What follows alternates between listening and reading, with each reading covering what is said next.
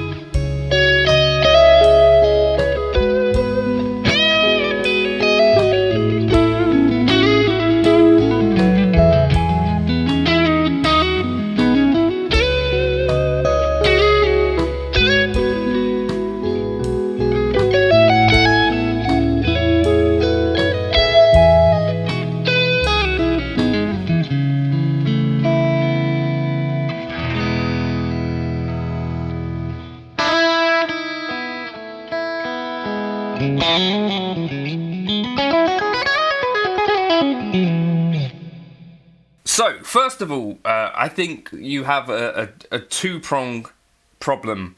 So of all of the guitar companies that I can think that people have strong feelings about, I think PRS is one of the top ones. And I did a video a while back, why do people hate PRS? I think that PRS have still got some of the stigma of like being attached to bands like Nickelback, and they were so plentiful in the new metal era and associated with so many different acts. And at that time, they were kind of expensive guitars relative to some of the Gibson and Fenders, I think. These days, I think they're actually priced super competitively, but I think there's still this idea of the PRS kind of dentist thing or the blues lawyer thing, which, again, some of it may or may not be warranted, but is it any more blues lawyery to have like a Fender custom shop master built, or a, you know, you name it, Nick Huber, anything boutique these days? I think you're going to rub up against those same kind of stigmas. I think the Silver Sky actually doesn't really even fulfill the kind of dentist lawyer thing, because A, you can get them pretty easily, B, second hand, they're actually really reasonably priced, and C, they're discounted quite a lot as well, and then a very reasonably priced S-type instrument. So that's one thing. The other thing is John Mayer is pretty controversial, and one of these guys that you see people say all the time is super overrated, and there's things that he's done in the past that are a little bit questionable, but, you know, he was young probably. I think, yeah, the music of John Mayer is definitely one of those things that people kind of, a lot of people are like, well, that's just whatever. But if you like some of John Mayer's stuff, I think there's a lot of stuff to get in there. Like, in particular, feel, tone, timing, like all of those elements of John Mayer's playing are pretty incredible, I think. And as well, technique, like on things like Neon, actual songwriting, I think certainly in the Rooms for Squares, just one room for them, and Continuum, like that era for me, I really liked that stuff, and it came at a time in my life when kind of I needed to stop, you know, playing prog so much and get into something that had a bit more kind of taste and feel to it, if you could imagine saying that. But yeah, so there was certainly that Continuum era, I think, turned a lot of people onto, you know, getting back into the bluesy stuff that you might have skipped, for me personally. So I kind of went into a prog rabbit hole, and then kind of came out listening to Stevie Wonder, John Mayer, and those kind of guys. Not that those two go together particularly, but you get what I mean. So if you pair John Mayer and Paul Reed Smith, you end up with, I think, a little bit of a explosive combination in some regards, right? We have to mention that it's definitely a Strat derivative of kinds, right? Now, what would be wrong with a company doing that in general would be the question, because every company pretty much has copied the Strat and Tele to a greater or lesser extent. You think of all of the S-type guitars that there are, and yet we kind of, I think of someone like Tokai, for example, that their whole, you know, reason for being has been to copy great Fender guitars, essentially, or great Gibson guitars. Ibanez, who, you know, have kind of built on some of that stuff, but they're definitely still S-type guitars, a lot of them. And certainly back in the day, they were even closer. Just copying Fender alone, I don't think gets to the core of why people might find this a controversial instrument, because loads of people are doing it. I think Fender isn't really the Fender that came up with the Telecaster and the Strat anymore, right? So those are, you know, designs from the 50s and 60s. The guy that did that moved on to G&L and then, you know, died. So Fender is these days essentially run by just normal people that didn't design the Stratocaster and the Telecaster, and, you know, in some regards is also run by a lot of accountants, venture capitalists, all that sort of stuff. The sort of thing that actually I don't think you need to defend or root for particularly. So yeah, there is that element to it. It's not like Fender is an underdog in any sense, is it? But yes, it's somewhat an S-type design, but with a 3 and 3 headstock, which I think a lot of people really dislike the headstock. I have to say, like, looking at how this actually shows up on camera and what it looks like, I think it's actually a really strong design. I asked my wife what she thought of it. She really likes it. She really likes the scoop. You know, the birds are one thing which some people really dislike.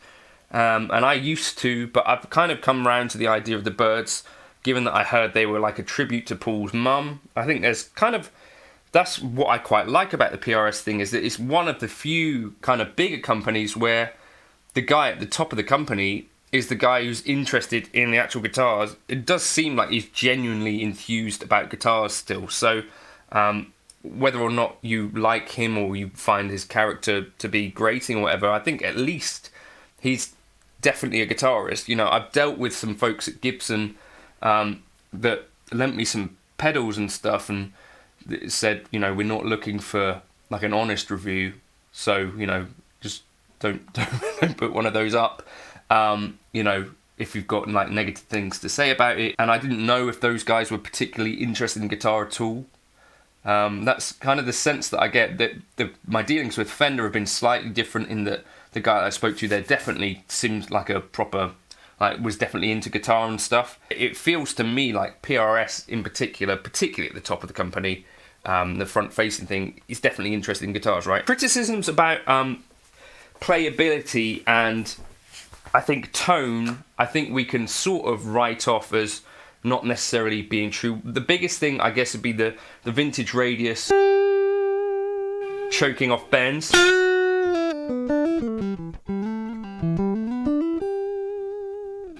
What choking would mean in this context, probably, and you've probably experienced this on some guitars, is where you've maybe got frets that are higher and radius and all this sort of thing factors in to the point where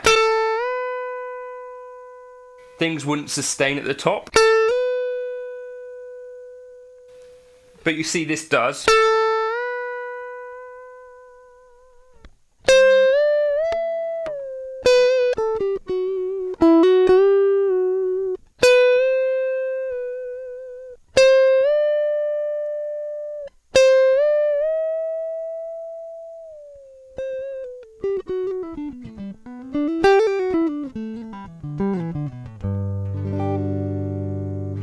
So I think, you know,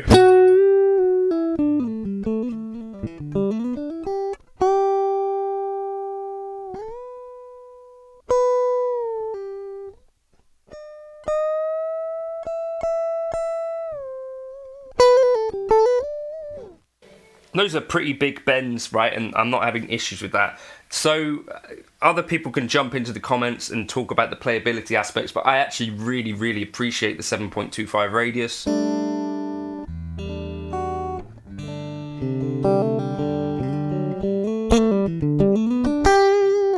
Then there's the issues of tone. So one of the things that people have kind of said is that it sort of sounds a bit anemic. Is one of the comments that I've seen, but I'm not sure that I necessarily agree.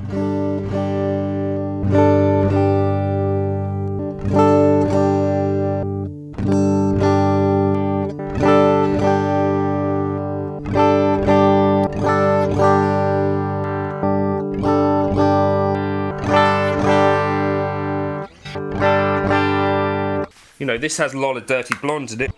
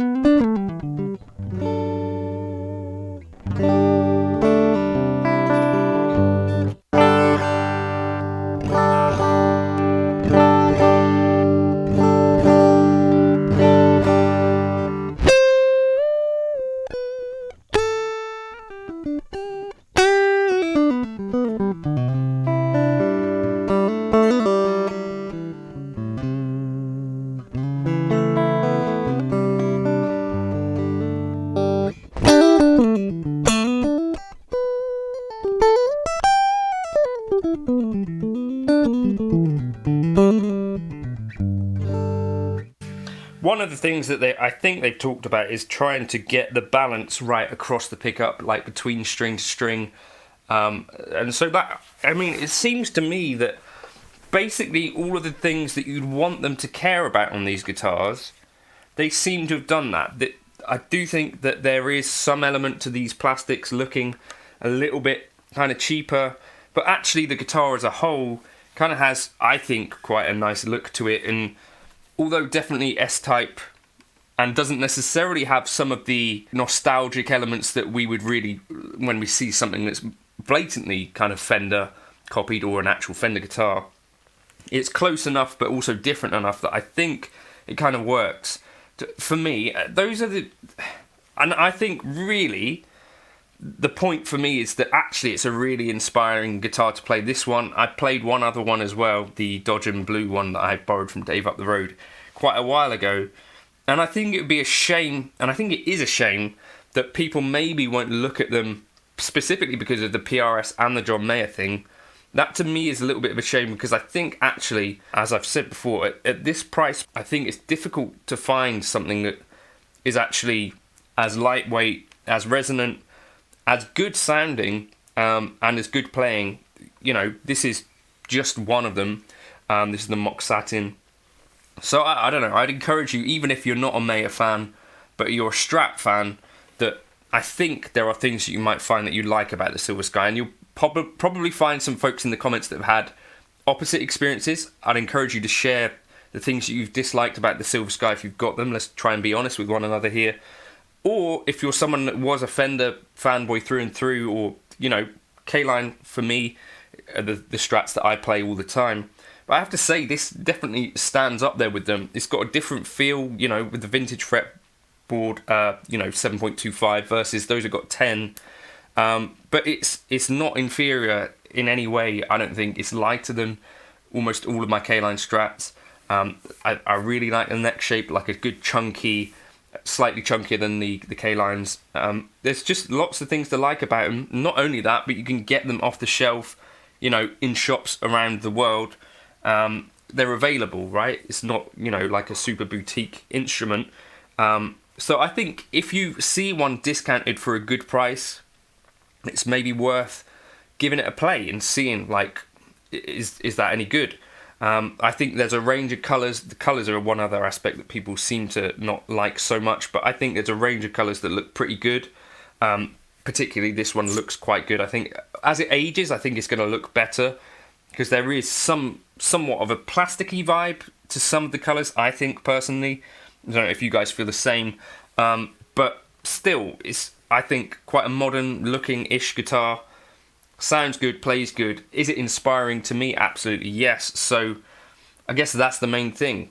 Let me know your thoughts in the comments. Do you think it was warranted, some of the controversy around it? Or do you think it was kind of just, you know, a confluence of factors like John Mayer and Paul Reed Smith getting together and building essentially, you know, like a bit of a Strat, but with some different shapes? Let me know your thoughts in the comments if you want to. I was using the Glassy Plexi 2024 preset for this video. I'll catch you in another video soon.